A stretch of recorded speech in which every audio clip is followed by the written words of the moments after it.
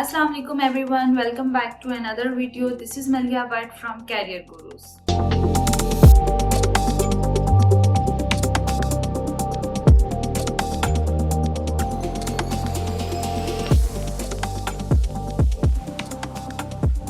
आज की वीडियो बहुत इंपॉर्टेंट होने वाली है बिकॉज ये किसी भी कैरियर को स्टार्ट करने के लिए पहला स्टेप होता है, हाउ टू राइट सीवी।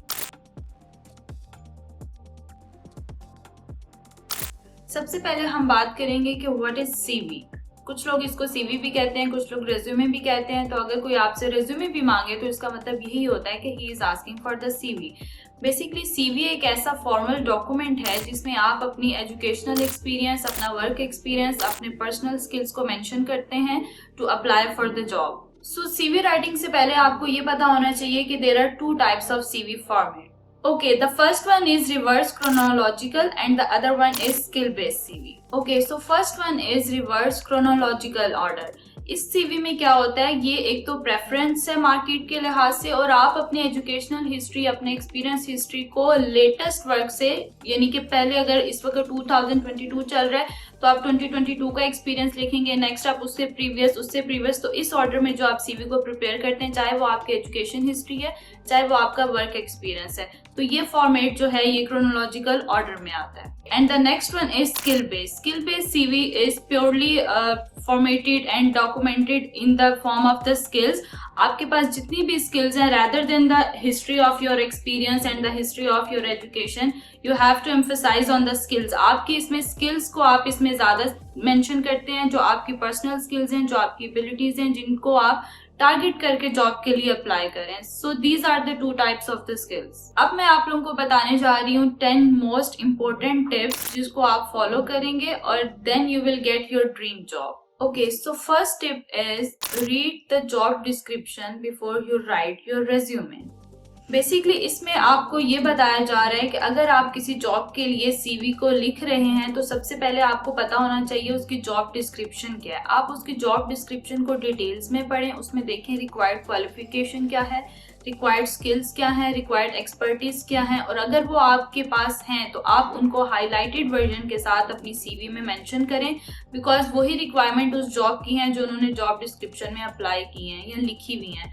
सो आप लोग सबसे पहले इसी को पढ़ेंगे डिटेल में। जॉब डिस्क्रिप्शन पढ़े बगैर टाइटल देखे साथ आपने अप्लाई नहीं करना, बिकॉज उसके मुताबिक ही फिर आप सीवी को राइट कर सकते हैं कि मैंने इस जॉब के लिए अप्लाई करना है और इसके लिए ये रिक्वायरमेंट होती है क्वालिफिकेशन की और ये रिक्वायरमेंट होती है स्किल्स की, और उन कीवर्ड्स को आपने फिर अपनी सीवी में यूज करना है। Okay, the second one is make a stand out CV header.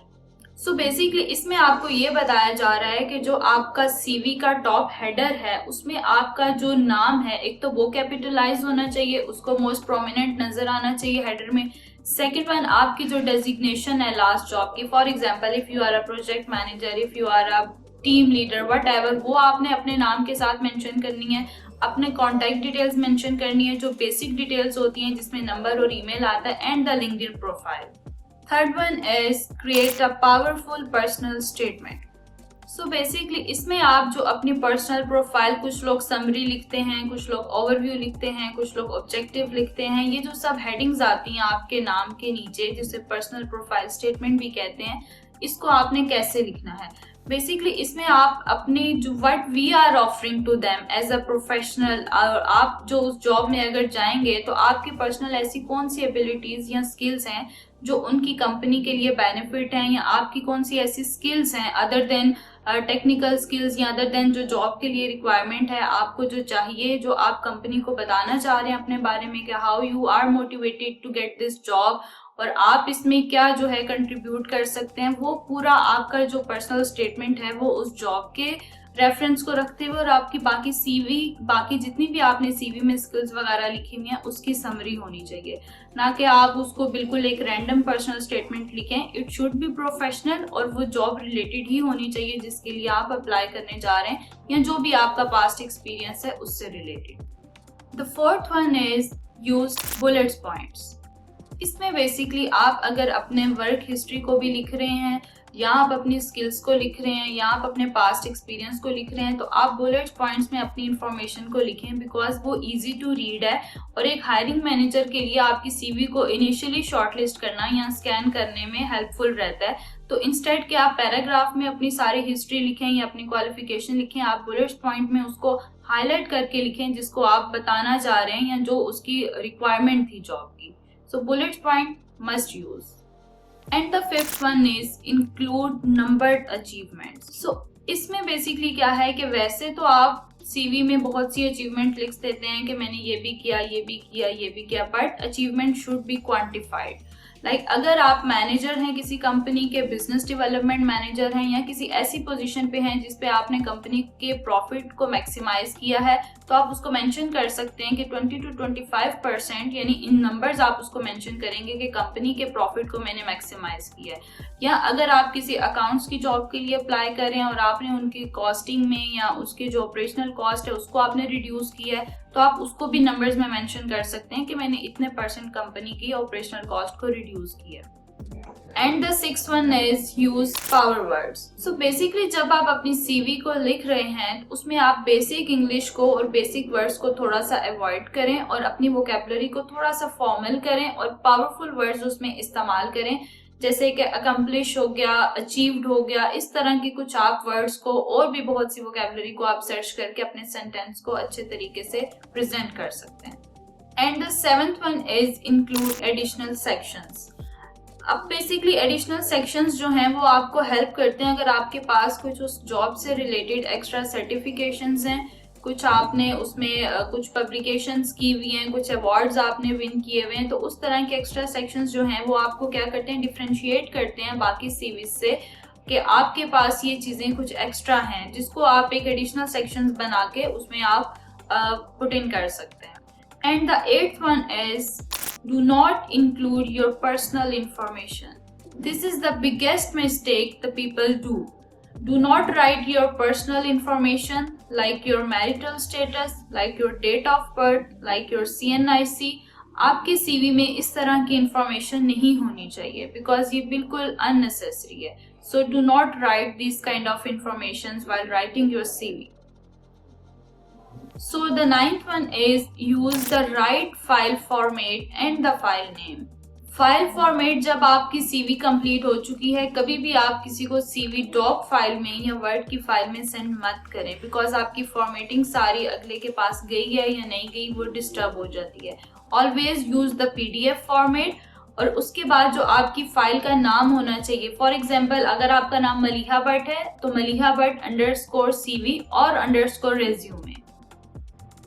और number 10 use best CV layout. CV layout basically आपकी CV राइटिंग और फॉर्मेटिंग और डिजाइन को बताता है कि आपका जो डिजाइन है वो बिल्कुल फॉर्मल होना चाहिए, बिल्कुल कलरफुल आपकी CV नहीं होनी चाहिए. कुछ आपके फॉर्मल कलर्स होते हैं जिसमें ब्लू आता है, लाइट कलर्स जो होते हैं उनमें आपकी CV होनी चाहिए. फॉन्ट्स आपके फॉर्मल होने चाहिए. Do not use any informal fonts और funky fonts to make it, यानी आप उसके डिजाइन को बेहतर करने के लिए कोई इस तरह के डिजाइनिंग वाले फॉन्ट्स ना दें कि उसकी रीडेबिलिटी खराब हो जाए. इसके अलावा आपका फॉन्ट का जो साइज है, आपकी सीवी में हेडिंग्स जितनी भी हैं उन सब का सेम साइज होना चाहिए और अगर आप सब पैराग्राफ ले रहे हैं उन सब का भी सेम साइज होना चाहिए. ये नहीं है कि एक हेडिंग आपकी 16px पे है, नेक्स्ट वन आपकी 22 पे है. तो आपका जो लेआउट है वो बिल्कुल एक कंसिस्टेंसी को फॉलो कर रहा हो. हेडिंग के same font, same style, similarly paragraph का भी सेम फॉन्ट, सेम साइज. और अननेसेसरी कलर्स और अननेसेसरी फॉन्ट्स को आपने यूज नहीं करना. And the last one but the most important one, don't lie and exaggerate. हमेशा यहाँ पे कुछ इशू ये भी आता है कि जब आप इंटरव्यू के लिए जाते हैं आपकी सीवी में वो चीज़ें मेंशन होती हैं जो कि आपने शायद किसी से कॉपी करके लिखी होती हैं, बट उन स्किल्स का या उन चीज़ों का आपके साथ दूर दूर तक कोई ताल्लुक नहीं होता. तो अगर वाइल इंटरव्यू कुछ इस तरह सी चीज़ें हैं जो आपने झूठ लिखी हैं सीवी में, तो आप वहीं से ही अपने इंटरव्यू को रिजेक्ट समझें. सो आप अपनी सीवी में जस्ट वही चीज़ें लिखें जो आपको पता है, जो स्किल्स आपको पता है, और कुछ भी चीज़ें बढ़ा चढ़ा कर लिखने की ज़रूरत नहीं है. CV should be concise and to the point. सो ये थी हमारी 10 मोस्ट इम्पोर्टेंट टिप्स जिनको आपने फॉलो करना है व्हाइल राइटिंग योर सीवी। और सीवी अब नेक्स्ट आप लोगों के माइंड में माइट भी ये क्वेश्चन आ रहा हो कि ये तो मैंने बता दिया है कि सीवी में क्या चीजें करनी है और क्या चीजें नहीं करनी, बट सीवी को डिजाइन कैसे करना है, और जैसे मैंने फॉन्ट्स का बताया, कलर्स का बताया, इन सब चीजों को अप्लाई कैसे करना है, या कौन से ऐसे टूल्स हैं जिन पे आप सीवी बना सकते हैं। तो ये सब कुछ आप जानेंगे हमारी नेक्स्ट वीडियो में कि कौन से ऐसे फ्री टूल्स हैं जिनको आप यूज करते हुए अपनी सीवी बना सकते हैं, और आपकी सीवी के लेआउट में कौन सा सेक्शन कहाँ होना चाहिए। फॉर एग्जांपल आपकी कॉन्टैक्ट डिटेल्स कहाँ होनी चाहिए, आपकी एजुकेशनल हिस्ट्री कहाँ होनी चाहिए, ये सब चीजें आप जो है डिजाइन में देखेंगे जब हम आपको ये सिखाएंगे।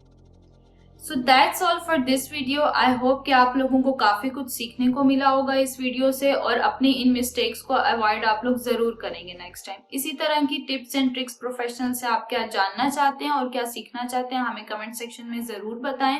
Thank you so much for watching. This is Maliya Bhatt from career gurus. अल्लाह हाफिज।